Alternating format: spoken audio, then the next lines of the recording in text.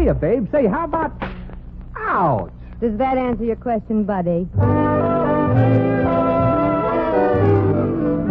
The Adventures of Maisie, starring Ann Sothern.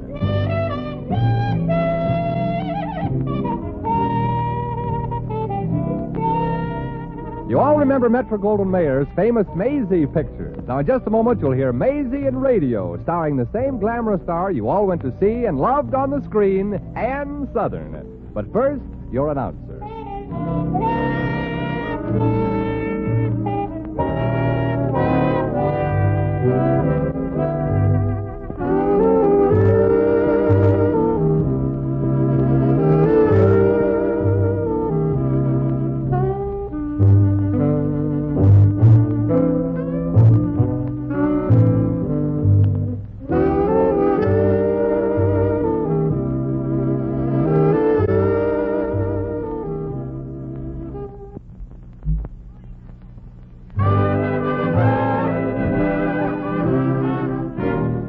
Here's Ann Sothern as Maisie.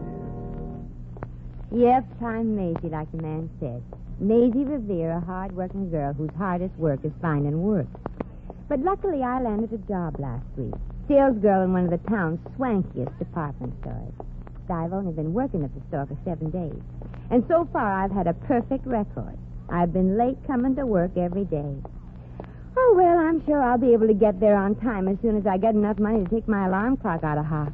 Oh, gosh, it's 9:10 now, and I better hurry. That floor walker, Mr. Drinkwater, has an eye like an eagle. Out of my way, everybody, out of my way. Oh, I'm terribly sorry. Well, heavens to Betsy. Don't just stand there and gape, you silly you. Oh, help me up. Oh, I'm sorry, Mr. Drinkwater. There. Oh. What's the matter, Mr. Drinkwater? Did you break a leg or an arm? Oh, more horrible than that. My carnation. It's in shreds. Oh, and without one in your buttonhole, you're practically a civilian, aren't you? Miss Revere. Well, I'll tell you what, Mr. Drinkwater. Buy yourself another carnation and take it out of my salary. Your salary? Oh, there ain't that much left in it? Hardly, Miss Revere. In the short period of time you've been with our organization, you have been a regular butterfinger. Oh. Every department to which you've been transferred, you've managed to break something. Well, it won't happen again, Mr. Drinkwater. It had better not, Miss Revere. We can't afford to fire you because you're so much in our debt. And we can't take the chance of putting you in another department where you can cause further breakage. Say, I really got the company over a barrel, ain't I? And I hate to burst your beautiful bubble, Your Majesty. Yeah. But unfortunately, we have conjured up a way to avail ourselves of your services. Will you please step into my office? If I have to. All right. What's the catch? The catch. When you're bitten by a dog, you don't feed him liver, Mr. Drinkwater. I understand, Miss Revere. But you may banish your fears. You see, the reason I have chosen you for this special job is because, well, the requirements are rather unusual. How unusual? Well, you see, you have exactly the right figure, the perfect, everything. Oh, I'm absolutely certain you'll do. Do what, Mr. Drinkwater? Well, I mean, your figure and your coloring. They're practically an exact duplicate of Miss Trent's. Is that good? Peter Drake Honeycutt III seems to think so. Oh, you mean Peter Drake Honeycutt, the rich society playboy that's always giving mink and limousines to chorus girls? Yes. You see, Miss Revere, Mr. Honeycutt is marrying Miss Amanda Trent next week. Well, imagine that. Yes, she's a society girl from Los Angeles, and we have been commissioned by the bride-to-be to create her complete wedding ensemble. Oh, well, how nice. Now, Miss Trent happens to be a very busy young lady and insists that each flounce and ruffle of her wedding gown fits just perfectly. So you want to use my torso for her trousseau, huh? I abhor your organic way of putting it, Miss Revere. But that's it exactly.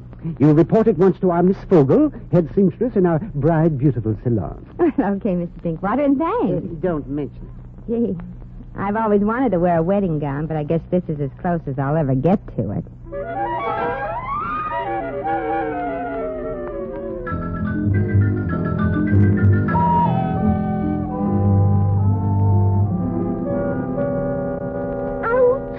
I'm terribly sorry, Maisie. Did I stick you again? Yes, Miss Fogel. Shall we try our darndest from now on to get this fitting finished with just every other pin in my epidermis? Oh, I can't help it, Maisie. I'm so nervous. Oh. Miss Trent's wedding is just a week off, and this wedding gown has to be just perfect. And she has a terrible temper. And if every stitch isn't just right, she'll raise the roof, and I'll be fired, and I've got an old mother to support. And jobs aren't easy to get. Ah, forget it, kid. I know how much this means to you. And the pins don't really bother me. Some of them aren't stuck in very deep, you know. Oh, there you are, Maisie. Finished. Now turn around slowly. All right. Oh, Maisie. You know, you'd make a beautiful bride. Really? You know, I'm thinking of getting married. You are, Maisie? When? Constantly. Oh, there. That's better. Now walk like you're coming down the church aisle. Sure. You know, when I was on the stage, I had rich millionaires like Peter, Drake, Honeycutt, drooly about me, too. But I kept saying to myself, Maisie, you don't want to marry for money. You want to marry for love. Uh-huh. And if you say that to yourself long enough, after a while, you get to believe it. Yeah. I guess you do. Now turn around and come towards me, Maisie, please. Sure. Then I'd say to myself, maybe rich people are as nice as poor people. After all, what are rich people? Just poor people with money. Yeah, I've met some nice rich people. They're not all like that, Miss Trent. Maisie, don't you think that neckline is a little too daring? Oh, not for me, honey. But after all, I'm not Amanda Trent. Well, you could have fooled me, Maisie. When you came in for the fittings this morning, I almost called you Miss Trent. You mean I look like her? Enough to be a twin. Oh. Wait, I'll show you. There's a picture of Miss Trent in the society column of today's paper. Oh, here she is, Maisie. Gosh, she sure looks like you. Yeah, let me see. Well, she certainly should look like me. That is Daisy Revere. You mean your sister? I mean, in vaudeville, I had a song, dance, and witty patter act called the Revere Sisters. The original Daisy got married, so I teamed up with this Tilly Floor. Tilly Floor? Yeah, that was this Daisy's name before she became Daisy Revere, before she became Amanda Trent, and before she became a society girl from Los Angeles. Now she's going to be Mrs. Peter Drake Honeycutt. Gee, she's sure been called a lot of names. Yeah, and if I know Daisy, she deserves every name she's been called. You don't like her, then? Like I like snakes, honey. That two-time and tin-eared soprano ran out in the act in Toledo and took my entire wardrobe with her. And gosh, that sure was a pretty dress. Are we decent, girls? Some of us are, some of us ain't. Oh, I just cannot wait to feast my eyes. Oh, it's poetry, Miss Vogel. It's sheer poetry. Oh, thank you, Mr. Drinkwater. Oh, well, Miss Vogel did it all by herself, Mr. Drinkwater. Don't you think she deserves a raise? A raise? He don't think. Miss Trent is waiting in the lounge to see her wedding gown, Miss Revere. And I'm just certain her eyes will burst out of her head when she sees you. You ain't just beating your chops, mister. What was that, Mrs. Revere? She said she couldn't beat this gown if she went to other shops. No, I didn't. I was just going to By tell the her. way, Mr. Drinkwater, have you noticed the striking resemblance between Miss Revere and Miss Trent? Why, yes. The resemblance to Miss Trent is remarkable. Oh, it's nothing. Yes, it's remarkable indeed, Miss Revere.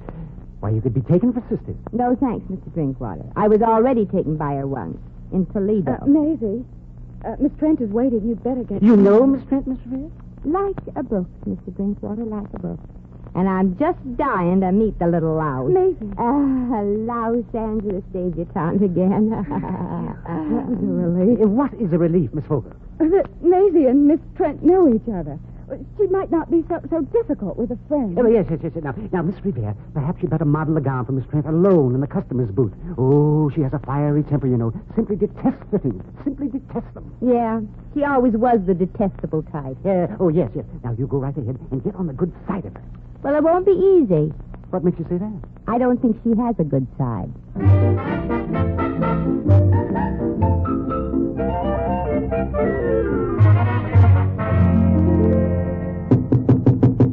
Yes?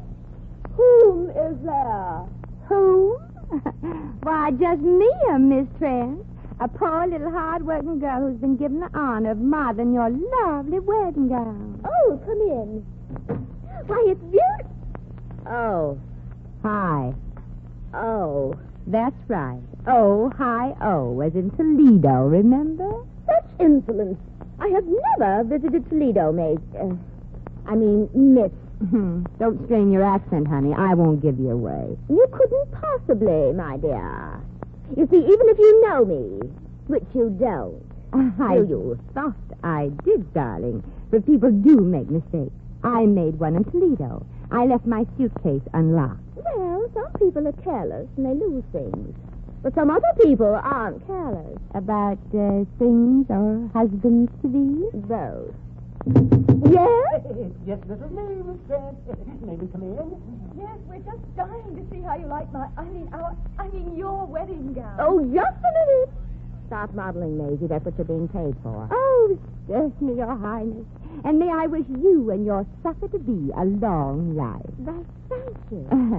I know being married to you, it may not be a long life for the husband, but it'll certainly seem like it to him.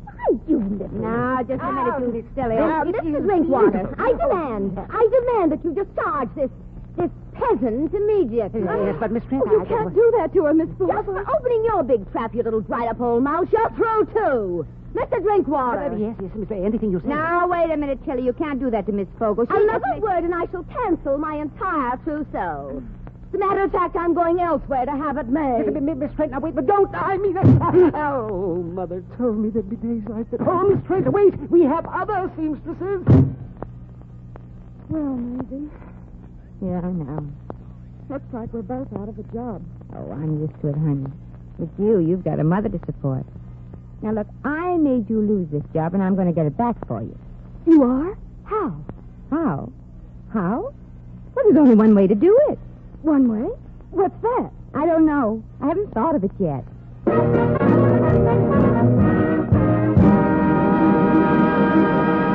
The Adventures of Maisie, starring Ann Sothern, will continue in just a moment.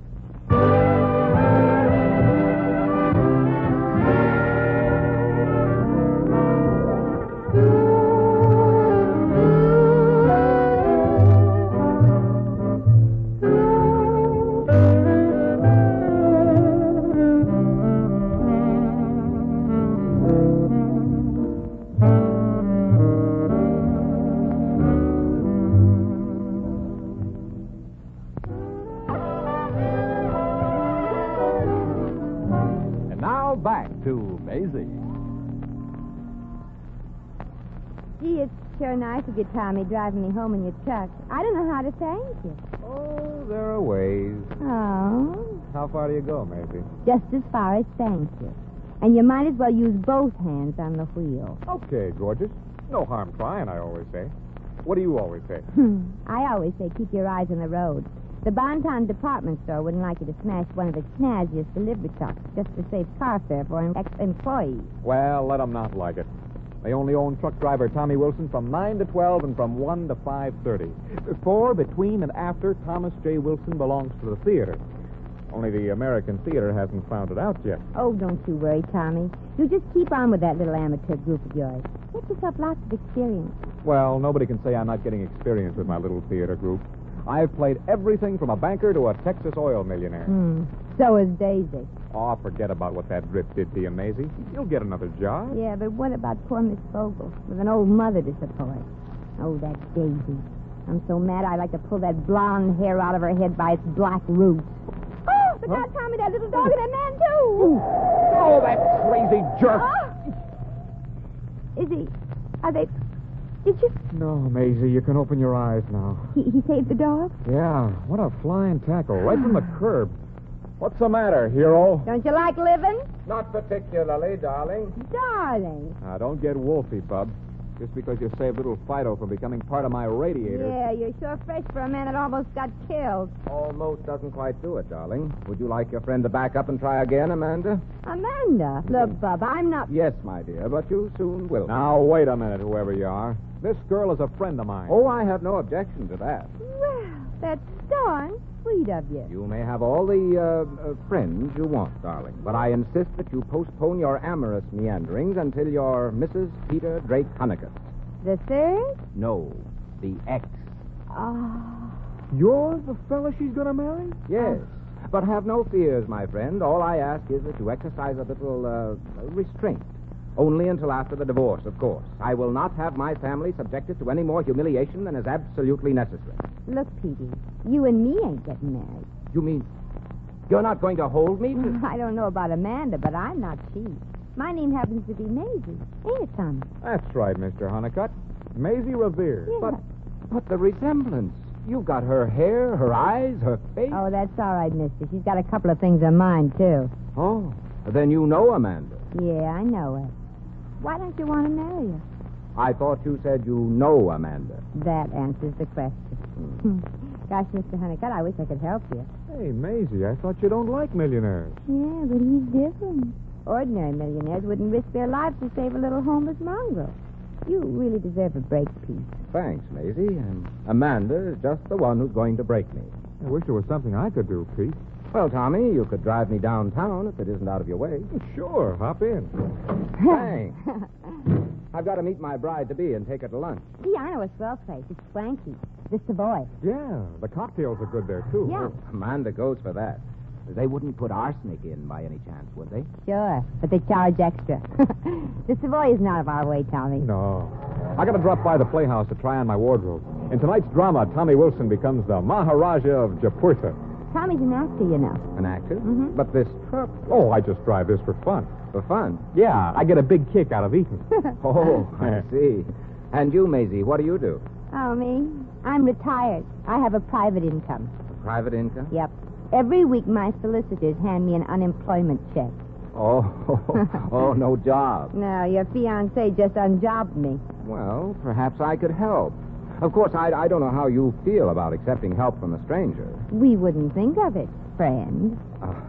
Well, I do have some rather close acquaintances in the business world. Maisie, how much would you work for? Yes. And Tommy, one of my best friends is a theatrical producer. And I'm almost certain... Would you care to put that in writing?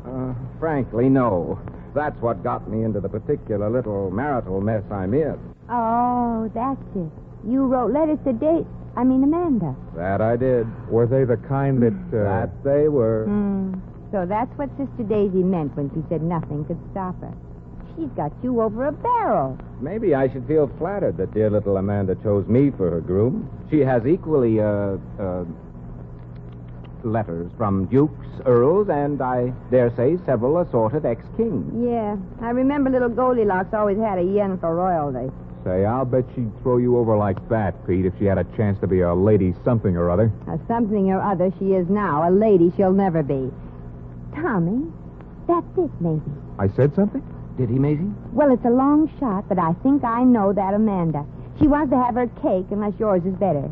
Pete, we're going to be at the Savoy for lunch, too. Who's we? You and me. Can you borrow it? Borrow what? Oh, don't fight me. That costume of the Maharaja of, that place that sounds like something spelled sideways. You mean Japurtha? Yeah, that's it.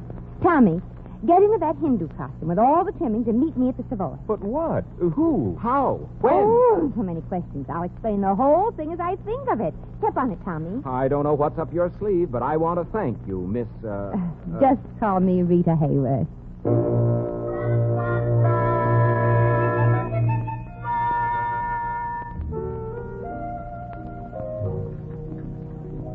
Is Madame ready to order her lunch now? Oh, quite right. I'll have some of this chili jubilee, crepe Suzette, bisque tortone, and a little Neapolitan. Madame wants 4 desserts. Well, why not? The Maharaja can afford it. Can't you, Maha? Aha. Ah. Very well. And what will His Highness have? Jonto luku jabadisu elewandu ijabel antos. Yes, Your Highness. Well, he's gone, Maisie. Have they noticed us yet? No. Amanda and Pete are too busy sneering at each other to look around. Hey, this is serious business, Maisie. What are you giggling at? Back a little, Tommy. That feather in your turban is tickling my nose. Tommy, quick. Quick what? Amanda's looking over here. She's just in it. Make with some dialogue. She's supposed to think we're all wrapped up in each other. Yeah, but what'll I say? Oh, it makes no difference. As long as it looks like you're being very attentive. Come on, say something, anything. Okay. Maisie. Yes, Maha. A, B, C, D, E, F, G. Oh, Your Highness, you're so romantic. H-I-J-K-L-M-N-O. Keep going, Tommy. She's looking at it. Good. My darling. R-S-T-U-V. Oh, my Raja, U-V-W-S. Possible, Peter. What doesn't seem possible, my little vulture? That Indian prince or something. seem so vitally wrapped up in the conversation of that girl over there. Perhaps it's love, my dear. Love. You've heard of the word, Amanda. Some people use that as an excuse to get married. Vulgar, isn't it? Be as vitriolic as you like, Mr. Moneybags. Remember, I still have the letters. Right here, next to my heart. What heart? Oh, I don't know. I imagine I could be quite warm and vibrant for the right man. Like, for instance, the Maharaja of Japurtha there? You mean that girl is latched onto a real Maharaja? One of the richest potentates in India, reputed to be worth some 300 or 400 million. 300 or 400? Oh. I'll be back, Peter. I hope not, darling. Not more than I, darling. Just going to part of my nose. A little shy. There she goes, Tommy. Heading for the powder room. I'm going to powder my nose, too. Yeah, but I don't see how you... Wish me luck, Tommy. You need luck to powder your nose? Oh, never mind. Don't go away now, Maha. But, Maisie, my delivery truck. I've got a job to do. So have I. And this is one kind of work I really love.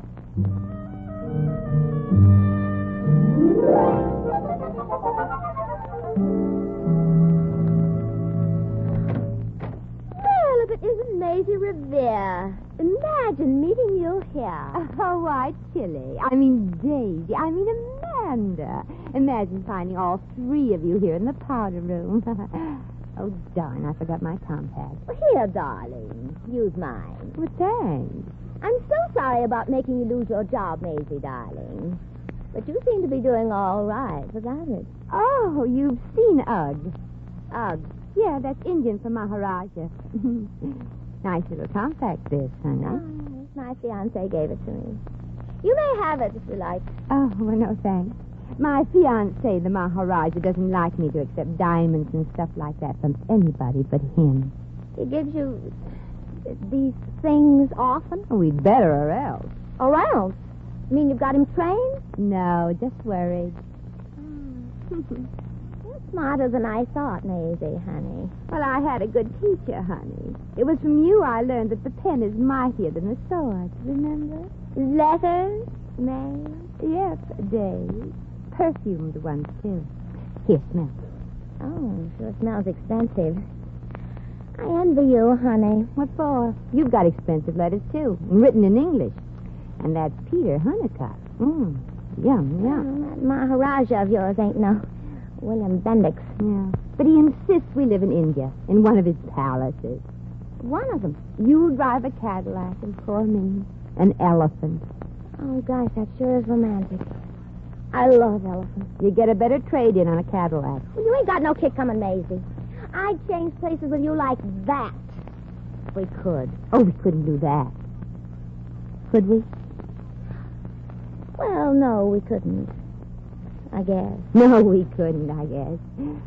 Well, I'm just stuck with that 300 million in romantic, mysterious India. May. Yeah. You know, we've got a lot in common. We both look enough alike to be taken for twins. Yeah. And if I dressed like you and you dressed like me, nobody would know the difference. especially our fiancés. And even if they smelled a rat, Like us. they'd have to go through with the marriage. Or be disgraced. Because your letters from the Maharaja And yours from the Playboy. wouldn't look nice in print. And you'd wind up with Elephant Boy. And you just Cadillac boy. Yeah. Nasty little connivers, ain't we? But all fair in love and war. Here's your letters, Mrs. Peter Drake Honeycutt III. And here's yours, Mrs. Maha. I'll never, never forget you for this. I'll bet you won't, honey. I'll bet you won't.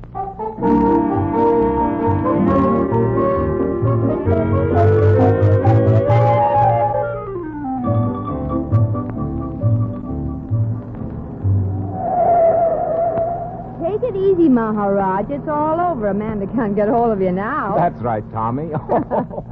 Maisie, I'll never forget the look on Amanda's face when the waiter brought the check. Yeah, for $42. She turned as white as the tablecloth when I handed the check to her and said, "Pay this, honey. I'll wait for you outside in my delivery truck." Yeah. And when she came to and found nothing but a pawn ticket and 12 cents in my purse, did she holler blue murder? I wish I could be sorry for her, Maisie, but I can't. Well, Pete, You and she are washed up. Well, maybe Pete is washed up, but the princess won't be washed up for a long time. What do you mean? Well, $42 is an awful lot of dishes.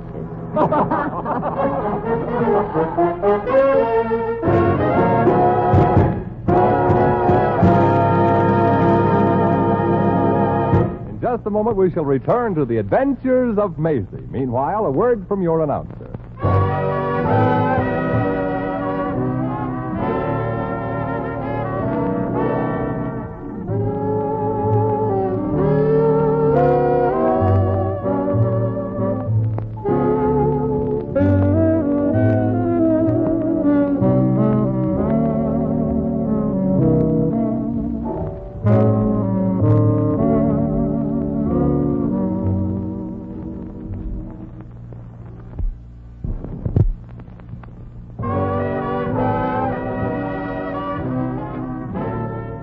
Once again, here's Maisie. Well, I turned the tables on that money-mad used-to-be singing partner of mine. Now that it's all over, I wonder if she learned her lesson. Probably not, though. It's a funny thing. Some people think that money can buy anything. It's the way I look at it. A boy and a girl don't need a lot of this stuff. You can buy all the happiness you want for $2, the price of a wedding license. Well, now that the whole thing with Daisy and that swank restaurant is over, I sort of feel a little sick inside. One of those 4 desserts must have been a little too rich. I guess I'll just walk home. The air might make me feel better.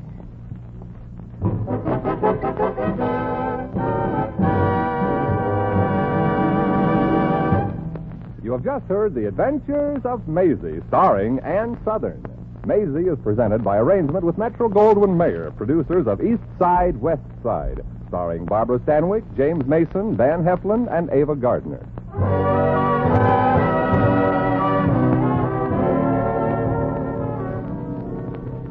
The Maisie program was written by Arthur Phillips. Original music was composed and conducted by Harry Zimmerman. Supporting Miss Sothern were Donald Woods, Lurene Tuttle, Howard McNear, Byron Kane, and Maya Gregory.